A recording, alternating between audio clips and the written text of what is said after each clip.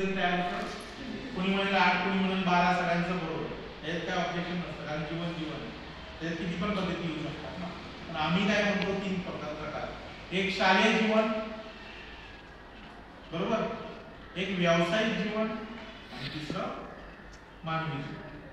शालेय जीवन कशाला म्हणणार, कोण सांगेल, तुम्हाला बोलायचं.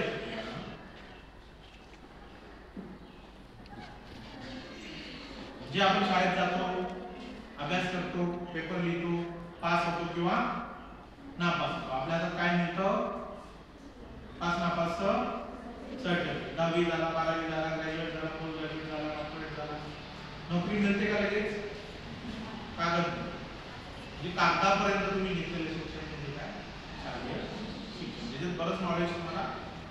दुसरं शिक्षण आहे व्यावसायिक शिक्षण. व्यवसाय कशाला म्हणायचं, ज्याच्यातून पैसे कमवण्याची अक्कल मिळते. काय मिळते, अक्कल. हे व्यवसाय शिक्षण म्हणजे कोणतं शिक्षण असेल, कोण सांगेल, कुठलाही सांगा. एक्झाम्पल, कम्प्युटरचं ट्रेनिंग, टायपिंगचं ट्रेनिंग, हे व्यवसाय शिक्षण.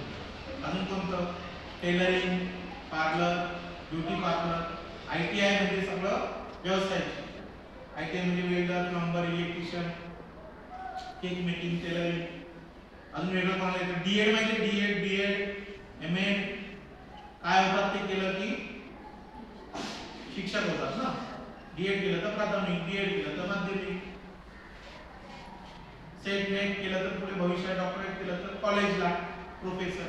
म्हणजे हे झालं व्यवसाय शिक्षण. अजून कोणतं शिक्षण आहे व्यवसाय शिक्षण म्हणून,